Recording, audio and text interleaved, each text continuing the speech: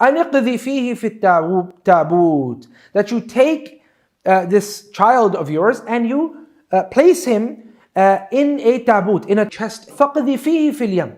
Now take this chest and throw it in the river. Now the river that's being spoken over here is in fact the river Nile. And the river Nile, personally I've been in the river Nile, it's till this day it has a bit of a current. It doesn't have at least when I was there, it didn't have a very strong current, but it still has a bit of a current, and it's quite a river. It's not a small little river. The people now, of course, have said that a lot of the water in the river Nile is not like it used to be before, so you can imagine many centuries ago how this water may have been. Ala kulli hal, in either case, it's still till today, it's a river that requires you to be on a small little yacht or a ship or so on and so forth. It's a bit of a water body. That's the point, right? So Allah subhanahu wa ta'ala is saying, place this child inside of a chest and then throw that chest into the ocean. بالساحل. يأخذه عدو لي. Throw it into the river, that is. يأخذه عدو لي وعدو له. My enemy and his enemy will end up picking up this particular child. And that, of course, is Fir'aun, because Fir'aun is the enemy of Allah subhanahu wa ta'ala, and Fir'aun is also the enemy of of the Prophet Musa, and in extension all the prophets and believers in general. وَأَلْقَيْتُ عَلَيْكَ مُحَبَّةً مِّنِّي وَلِتُصْنَعَ عَلَىٰ عَيْنِي. But what Allah had done to Musa alayhi salam of all the other children who were being born at that time was that Allah had placed a special quality that everybody really just falls in love with Musa alayhi salam at first glance, because he's a very beautiful child, very playful child, and babies, they have a quality of attracting attention, some more than others. So Allah subhanahu wa ta'ala made Musa alayhi salam that baby that would attract a lot of attention, almost like a love at first sight type of thing. So that's exactly what happened. Fir'aun, despite his despite his very harsh and tyrannical ways of just slaughtering children because he was afraid for his mulk, of his dominion, when he saw Musa alayhi salam, he fell in love with him, right? Allah subhanahu wa ta'ala told us of this when he said, وَأَلْقَيْتُ عَلَيْكَ مَحَبَّةً مِّنِّي. I placed a special love upon you so that people fall in love with you. وَلِتُصْنَعَ عَلَىٰ عَيْنِي. And so that you may be, and I did all of this so that you may be prepared, okay? So Musa alayhi salam is being prepared.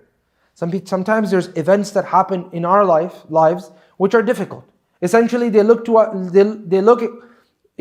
like, to us at least, they look like events which are extremely bad for us. They look like events which are going to be destroying our future. They look to us it appears that these events are going to just totally destroy our futures and so forth, right?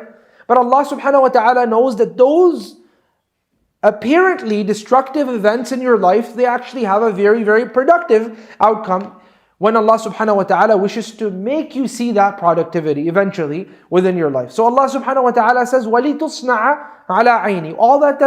All of this that's happening to you, O Musa alayhi salam, at a very young age, you're thrown into a chest, and the river ends up taking you, the Nile ends up taking you towards the palaces or so on and so forth of the pharaohs, right?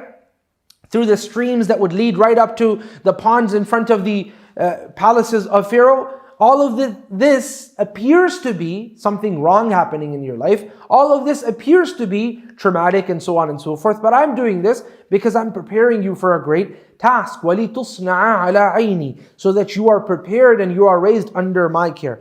إِذْ تَمْشِي أُخْتُكَ فَتَقُولُ هَلْ أَدُلُّكُمْ. When your sister was walking and she saw what is happening. So basically, when Musa threw Musa alayhi salam into the tablet, and the tablet into the Nile, and the Nile ended up taking Musa alayhi salam in the current of the Nile, right, towards the direction of the current of the Nile, the sister of Musa, who's also Maryam, right, sister, her name is Maryam, she started walking along the Nile to follow, to see what is happening to Musa alayhi salam, right? Until she finally found literally the chest before the palace or before the house of Fir'aun. And she noticed that him and his wife happened to be looking at this child, trying to decide what to do. And she realized that other women that attempted to breastfeed and nurse this child, it just didn't work. So she came to them and she said, فَتَقُول, she said, هَلْ أَدُلُّكُمْ عَلَى مَنْ يَكْفُلُهُ. Should I not tell you of someone that can take care of this child for you? Should I not tell you of someone who can be the kafil of this child for you? Should I not tell you of someone who can literally do the undertaking of nursing this child and being the nanny of this child, so to speak? فَرَجَعْنَاكَ إِلَىٰ أُمِّكَ كَيْ تَقَرَّ عَيْنُهَا. All along, Allah subhanahu wa ta'ala had a greater plan. The child had departed away from his mother. Musa alayhi salam had departed away from Musa, right? So Allah subhanahu wa ta'ala wanted to join Musa and Musa alayhi salam together again. So Allah subhanahu wa ta'ala said that through this particular scenario, we returned you back to your mother, right? If Musa alayhi salam was with his mother the whole time, then there would be this likelihood and this possibility of the spies of Pharaoh figuring out that there is a child in town, and he was expecting that there will be a child born and that child is going to overthrow my kingdom, as some of the soothsayers had told him, right? So since this child was born in that year, he was going to kill the child. Allah subhanahu wa ta'ala saved the life of the child by him being thrown into the Nile and into the palace, and literally driven by the currents right into the palace of Fir'aun. And now Allah's great plan was that the sister told them that there's one nanny that I think she's going to be able to nurse this child without any issues, and he's going to like that particular nanny, right? So when Musa came, that is exactly what happened. Allah subhanahu wa ta'ala in this way returned back Musa alayhi salam to Musa, even though the people thought she's simply a nanny or a wet nurse or so on and so forth. But in reality, Musa had been, by divine intervention, granted her child yet again. فَرَجَعْنَاكَ إِلَىٰ أُمِّكَ كَيْ تَقَرَّ عَيْنُهَا. We returned you back to Musa so that Musa, you become the coolness of the eyes of Musa. وَلَا تَحْزَنْ, so that she no longer grieves and no longer is sad anymore.